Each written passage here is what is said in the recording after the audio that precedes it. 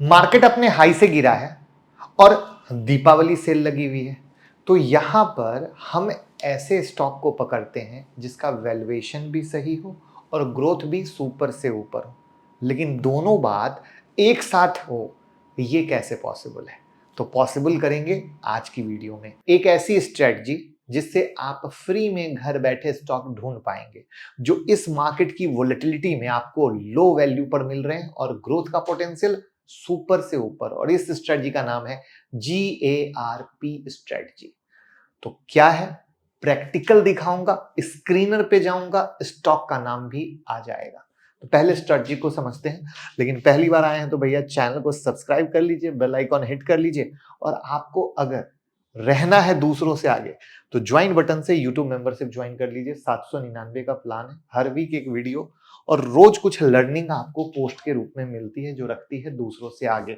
और सुबह सुबह मार्केट खुलने से पहले परेशान है और अपडेट चाहते हैं तो टेलीग्राम से जुड़ जाइएगा, लिंक डिस्क्रिप्शन में। GARP यानी growth at a reasonable price एक इन्वेस्टमेंट स्ट्रेटजी है जो ग्रोथ को सेंसिबल वैल्यूएशन के साथ बैलेंस करने के लिए बनाई गई है। GARP का कोर कॉन्सेप्ट यह है कि ऐसी कंपनी को आइडेंटिफाई करें जो स्ट्रॉन्ग ग्रोथ दिखा रही है लेकिन उनके स्टॉक्स का प्राइस रीजनेबल हो। आसान भाषा में बोले तो ये स्ट्रेटजी एक ऐसी है कि एक फास्ट कार को मारुति के भाव में खरीदना, क्योंकि जो सुपर फास्ट कार होती है तो महंगी होती है ना, राइट? तो चलिए समझते हैं। तो अभी तक आप GARP टर्म को समझ चुके हैं, ठीक है? ये डुअल फोकस कर रही है ग्रोथ अचीवमेंट करने के लिए और रीजनेबल प्राइस पे करने के लिए। प्योर ग्रोथ इन्वेस्टर अक्सर हाई रिटर्न के चक्कर में वैल्यूएशन को इग्नोर कर देते हैं और वही value investor high growth opportunity को मिस कर देते हैं क्योंकि उनका फोकस सिर्फ वैल्यूएशन पे होता है। लेकिन ये जो है बीच का रास्ता है, वो ऐसे स्टॉक को ढूंढता है जो ग्रोथ प्रोस्पेक्ट और वैल्यूएशन के बीच में एक बैलेंस लेके चलता है। तो यहां पर इसके कुछ प्रिंसिपल है, यानी ये जो स्ट्रेटजी है इन्वेस्टमेंट की, ये 3 प्रिंसिपल पे काम करती है। पहला है ग्रोथ पोटेंशियल, उन कंपनियों में इन्वेस्ट करना जिनकी हिस्टोरिकल और प्रोजेक्टेड ग्रोथ रेट स्ट्रांग हो, ऐसे स्टॉक्स के बारे में जिसमें सस्टेनेबल ग्रोथ हो रहे हैं, राइट?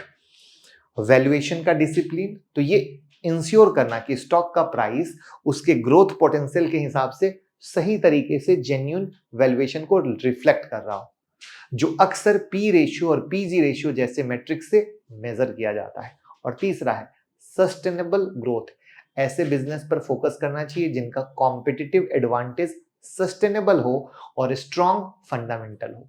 अब इन तीनों को मेजर करने के लिए स्क्रीनर पर हम टोटल 7 पैरामीटर यूज करेंगे। मैंने बोला था ना, स्क्रीनर पे भी जाएंगे, स्टॉक के भी नाम आएंगे, उसमें 7 पैरामीटर लेते हैं। पहला है earning growth rate, EPS growth. ये बताता है कि एक शेयर पर कितनी अर्निंग हो रही है। इसमें ग्रोथ मतलब कि कंपनी का प्रॉफिट बढ़ रहा है। EPS ग्रोथ लास्ट 5 साल का 15 से 25% लेना है हमको, याद रखिएगा, जो अभी हम लाइव दिखाएंगे। दूसरा है P ratio, price to earning ratio. ये वैल्यूएशन बताता है कि अगर किसी कंपनी का पी 15 है तो इसका मतलब कि अगर आप इस कंपनी में इन्वेस्ट करेंगे तो 1 रुपया कमाने के लिए 15 रुपया इन्वेस्ट करना पड़ेगा। इसको हम 20 से कम लेते हैं जब फिल्टर लगाते हैं। तीसरा है पीजी, पीजी यानी प्राइस टू अर्निंग रेशियो। ये बताता है कि जो ग्रोथ के साथ वैल्यूएशन क्या है।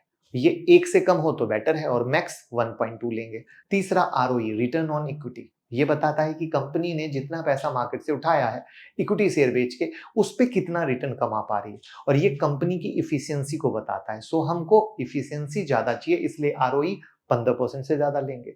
Return on invested capital, ROIC, ये बताता है कि कंपनी ने इक्विटी और डेट से रेज किए हुए पैसे पर कितना प्रॉफिट कमाया, क्योंकि कर्ज लिया है तो पैसा तो रेज ही कमाने के लिए लिया है ना, तो उससे कैसे कमा। तो यहां हमको इफिशियंसी ज्यादा चाहिए, तो इसको हम 10% से ज्यादा लेते हैं। बड़ा इंपॉर्टेंट पैरामीटर है, ध्यान से एक एक धंधे के पैरामीटर को चीरफाड़ किया गया है। छठा डेट टू इक्विटी, ये कंपनी की फाइनेंशियल हेल्थ, डेट कितना है वो बताता है।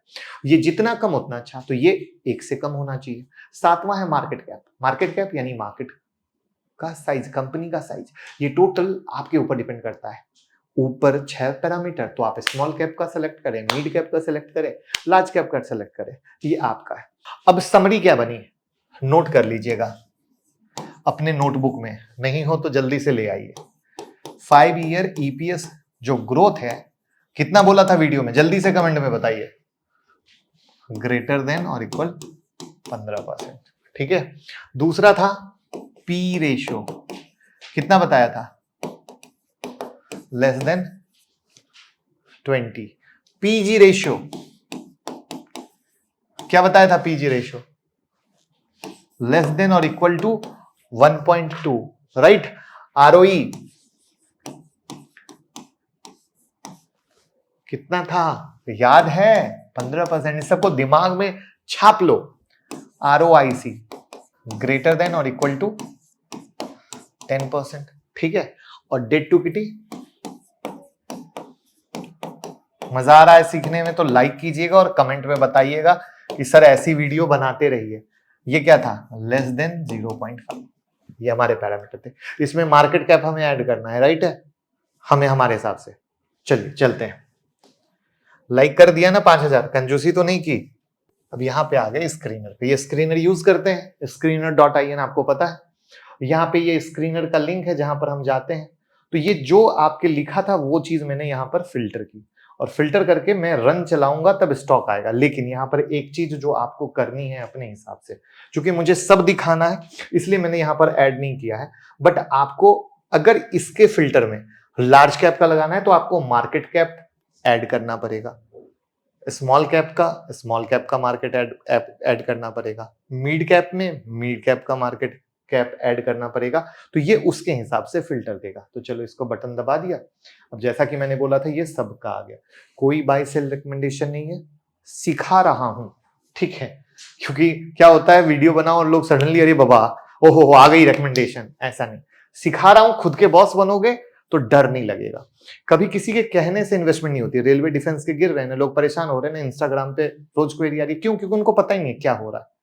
लेकिन सीख समझ के डर नहीं लगता। तो दिस इज द वे जहां पे आपके पास स्टॉक के नाम आते हैं। तो अभी स्टॉक के नाम में चक्कर क्या है, चक्कर ये है कि इसने स्मॉल कैप मिड कैप सब पकड़ लिए। अब इसमें आप अपने हिसाब से फिल्टर करोगे और आपको बेहतर बेहतर शेयर आते चले जाएंगे और आप अपने हिसाब से एक डाइवर्सिफाइड पोर्टफोलियो क्रिएट कर सकते हो। तो कैसी लगी लर्निंग, कमेंट में बताइए और शेयर कर दीजिए।